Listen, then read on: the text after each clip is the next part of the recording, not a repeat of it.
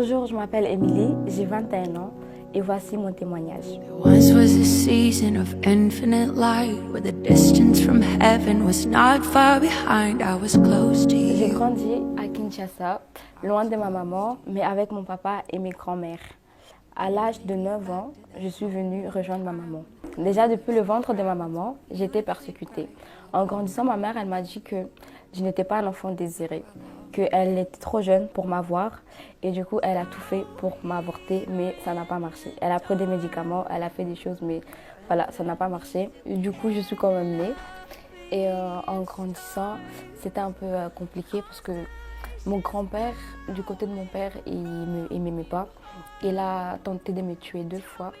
Et la dernière fois, il m'avait lancé une machette.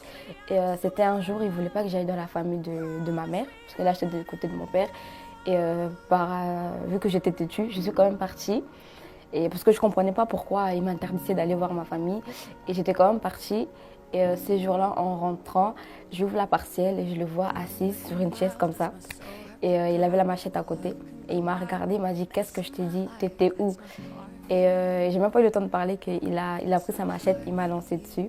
Et du coup, j'ai esquivé comme ça. La machette, elle est passée à travers la parcelle. Et parce que je l'avais désobéi. Et pour moi, je me sentais grave en danger, je ne pouvais plus rester là-bas. Et du coup, entre mes 3 et mes 5 ans, j'ai fait une première fugue. Tard la nuit, je suis partie de l'autre côté de ma famille, la famille de ma mère. Et après, j'ai grandi là-bas jusqu'à mes 9 ans. Ils ont fait les démarches pour que je puisse venir. Et je suis venue joindre ma mère. Et puis en venant ici, c'était un peu compliqué. J'avais du mal à m'adapter. En Afrique, je n'aimais pas aller à l'école. Et ici, voilà, ma mère, elle voulait absolument que j'aille à l'école. Et quand j'avais du mal à apprendre les choses, du coup, ma mère, c'est quelqu'un qui n'a pas beaucoup de patience.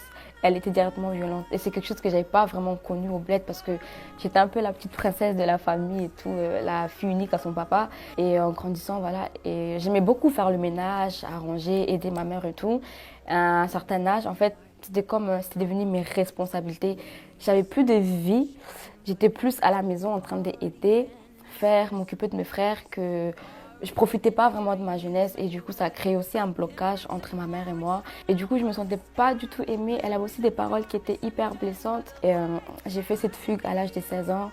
J'étais partie et du coup ces jours-là j'étais pas rentrée à la maison. Ma maman elle m'a appelée pour savoir où j'étais et je lui ai répondu que j'étais quelque part et elle avait compris que c'était une fugue. Elle m'a dit ok, comme c'est là, comme t'as fugué, ok, reste là où t'es, bonne chance, bonne continuation pour ta vie. Et là, je me suis dit, en fait, elle m'aime vraiment pas. Et là, c'est vraiment confirmé que ma mère, elle m'aime pas. Et après, 2-3 jours après, elle m'appelle, elle me dit, oui, j'ai été obligée de te signaler à la police parce que comme t'es mineure, si je signalais pas à la police, j'allais avoir des problèmes. Là, j'ai dit, ok, là, vraiment, c'est vraiment plus que confirmé que ma maman, elle m'aime pas. C'est pas grave, je continue ma vie, je vais continuer, je vais me débrouiller toute seule. Et un jour, parce que je commençais à avoir une psychologue de l'école parce que j'étais vraiment pas bien, je voyais une psychologue et un jour la psychologue m'a tendu un piège. Elle m'a ramenée au commissariat et il y avait ma mère et mon beau-père qui étaient là en train de m'attendre. Et voilà, et puis c'est comme ça, je suis retournée à la maison. Et en rentrant à la maison, en fait, mes frères et mes sœurs ne pouvaient plus me parler, ils n'avaient plus le droit de me parler. Mes parents les avaient dit de ne plus me parler. Et on arrivait à la période de Noël. Et quand de ma chambre, je pouvais entendre toutes les conversations qui se disaient au salon. Et j'ai entendu mes parents, mes frères et mes soeurs rigoler, passer leurs commandes, des cadeaux, et personne ne me parlait. Et puis j'ai appelé ma tante et je lui ai dit, ok, demande à maman si je peux venir passer Noël chez toi. Et elle a demandé à ma mère elle a dit non, qu'elle doit rester ici. Et moi je trouve ça injuste de rester dans une maison où personne ne me parlait.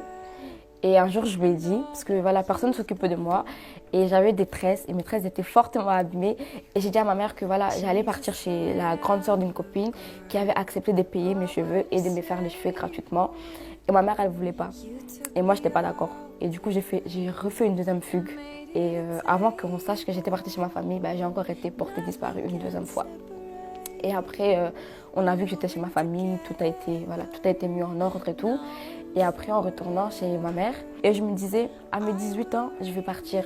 Mais je savais très bien que si je partais à l'âge de 18 ans, j'aurais plus le droit de voir mes frères ni de parler avec mes frères et ma sœur. Et du coup, à mes 18 ans, je suis restée. Je suis restée. Et un jour, j'avais un ami. J'étais jamais partie en boîte de toute ma vie. J'avais un ami comme ça. Et ce jour-là, ma petite sœur, elle était partie chez ma grande sœur. Et mes frères étaient partis chez leur papa et j'étais avec ma mère et mes 2 tout petits frères à la maison. Et ce jour-là, je m'ennuyais et bizarrement, il y a un ami qui m'envoie un message, il me dit « Ouais, t'es chaude pour aller en boîte ?» Et moi, pour moi, c'était « Waouh, j'ai jamais été en boîte et j'entends toujours les gens parler de la boîte. J'ai jamais été, je me suis dit « Ok, pourquoi pas ?» Et ma mère, elle dormait. J'ai décidé de faire le mur, de sortir en douce. Première fois, c'est passé, personne m'a attrapée.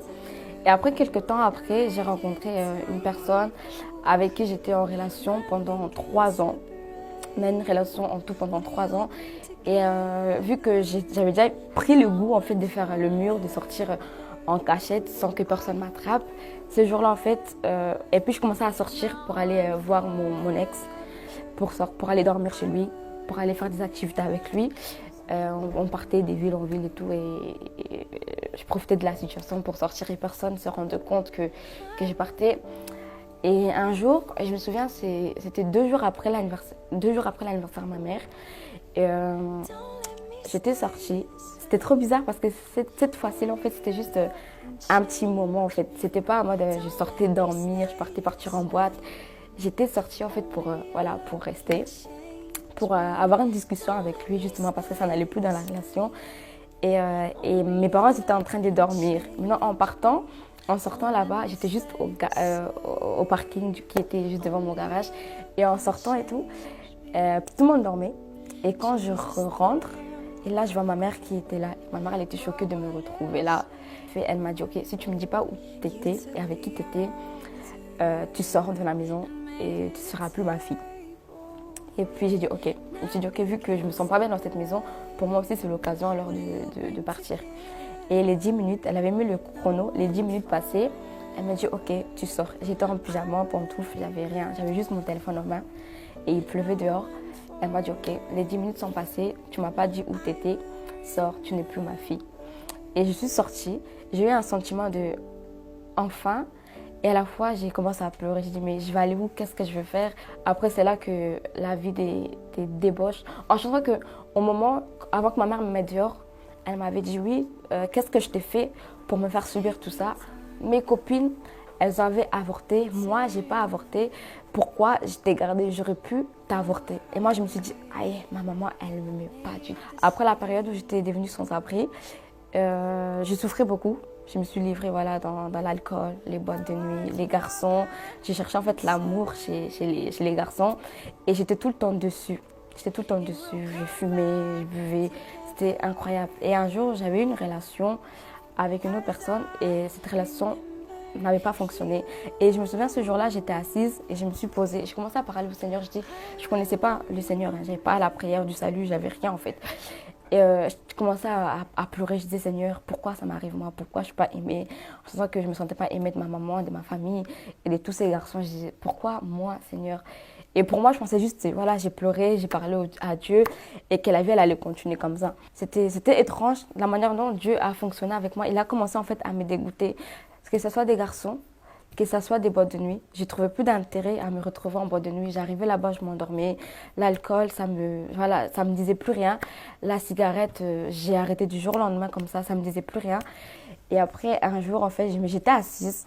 Je me suis posé la question. J'étais assise chez moi. Là, j'avais déjà eu mon appartement par la grâce de Dieu. J'avais eu un travail, tout ça.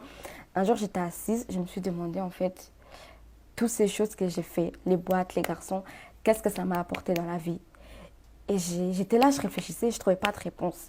Après, je me suis dit non, je dois repartir à l'église. Et en partant à l'église, en fait, directement, j'ai eu envie. Je me suis dit, ok, je vais me faire baptiser. Parce que je voulais déjà rentrer dans le service. Je dis, je vais me faire baptiser. Je vais continuer. Je vais vraiment chercher les seigneurs, servir, vivre une meilleure vie. Et en allant dans ce chemin, en fait, et ça a pris du temps. Parce que Dieu travaille Dieu travaille